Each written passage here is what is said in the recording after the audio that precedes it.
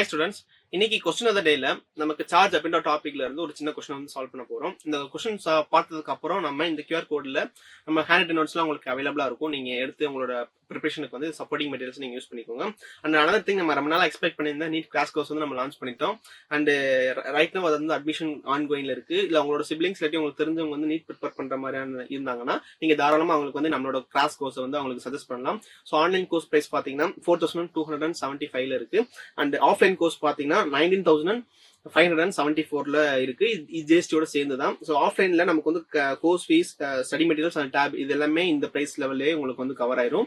இது கூட சேர்ந்து டெஸ்ட் சீரிஸுமே இது கூட சேர்ந்து வரும். ஸோ உங்களுக்கு சிப்ளிங்ஸ், உங்களுக்கு தெரிஞ்சவங்க யாராச்சும் நீட் ப்ரிப்பேர் பண்ற மாதிரி இருந்தாங்கன்னா அவங்களுக்கு வந்து இதை தெரியப்படுத்துங்க.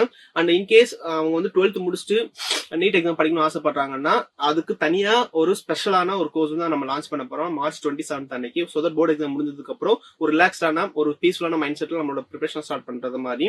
அதோட கோர்ஸ் பிரைஸ் பாத்தீங்கன்னா 10,000 வந்து அவைலபிளா இருக்கு. இது கூட சேர்ந்து நமக்கு ஜிஎஸ்டி ஆட் ஆகிற மாதிரி இருக்கும். ஓகே, இப்போ நமக்கு இது எல்லாமே நம்மளோட லாஸ்ட் இயர் நீட் கிளியர் பண்ண ஸ்டூடெண்ட்ஸோட ஒரு ஒரு போட்டோஸ். ஸோ இந்த போட்டோஸ்ல வந்து நீங்களோ உங்களுக்கு தெரிஞ்சவங்களோ ஆட் ஆயிடணும்னா ஜஸ்ட் என்ன செஞ்சுங்க, இந்த நம்பருக்கு கால் பண்ணுங்க. அண்ட் அட்மிஷன் ரிலேட்டடான டீடைல்ஸ் வந்து நீங்க கேட்டு தெரிஞ்சுக்கோங்க.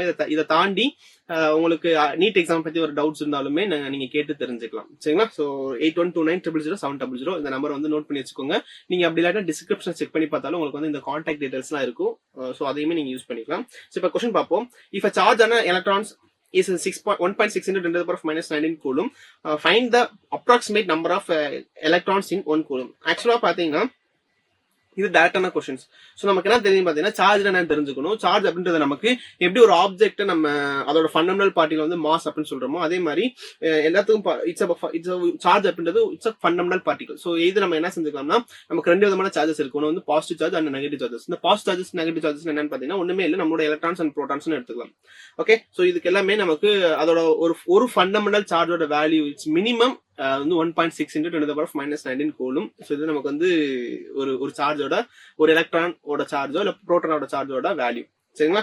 ஸோ அந்த அனதர் திங், நமக்கு வந்து ரெண்டு பாசிட்டிவ் சார்ஜஸ் இருந்துச்சுன்னா வந்து கண்டிப்பா வந்து ரிப்பல்சிவ் நேச்சரா இருக்கும். ரெண்டு நெகட்டிவ் சார்ஜஸ் இருந்தாலுமே அதுக்கு இடையில வந்து நமக்கு வந்து ஒரு ரிப்பல்சிவ் நேச்சர் இருக்கும். ஒரு பாசிட்டிவ் ஆன நெகட்டிவ் இருந்தா மட்டும்தான் நமக்கு அந்த ரெண்டு சார்ஜஸ் இடையில வந்து ஒரு அட்ராக்டிவ் நேச்சர் இருக்க போகுது.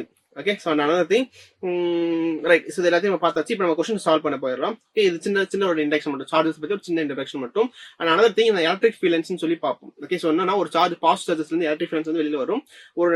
ஒரு பாசிட்டிவ் சார்ஜஸ்ல இருந்து எலக்ட்ரிக் ஃபீலன்ஸ் வந்து வெளியில வர மாதிரி இருக்கும். ஒரு நெகட்டிவ் சார்ஜஸ்ல இருந்து எலக்ட்ரிக் சார்ஜ் வந்து உள்ளக்கு வர மாதிரி இருக்கும். சோ இது வந்து சின்ன சின்ன விஷயங்கள், இது தெரிஞ்சு வச்சுக்கோங்க. அண்ட் அனதர் திங், இப்போ நம்ம கொஸ்டின் சால்வ் பண்ண போறோம். If the charge on 1 electrons is 1.6, okay, so 1.6 into 10 to the power minus 19 coulomb, find the approximate number of electrons in C. So in 1 coulomb. ஆக்சுவலா வந்து பார்த்தா charge Q is equal to Ne அப்படின்ற ஒரு formula தான் நம்ம fundamental formula. இது நமக்கு வந்து என்னதான் நமக்கு தேவை. So Q divided by E. E ஓட வேல்யூ நமக்கு கொடுத்துருக்காங்க, சார்ஜ் ஆஃப் 1 electrons.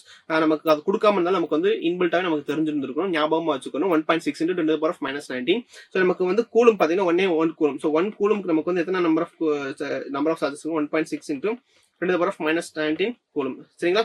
ஸோ இப்போ நமக்கு பாத்தீங்கன்னா இந்த 1 divided by 1.6 நம்ம டிவைட் பண்ணோம்னா 0.625 கிடைக்கும் into 10 to the power of 19 கிடைக்கும். And n is equal to 6.25 into 10 to the power of 18 number of coulombs இருக்கு. ஸோ கிட்டத்தட்ட பாத்தீங்கன்னா more than around 6 into 10 to the power of 18 number of charges வந்து அங்க இருக்கு.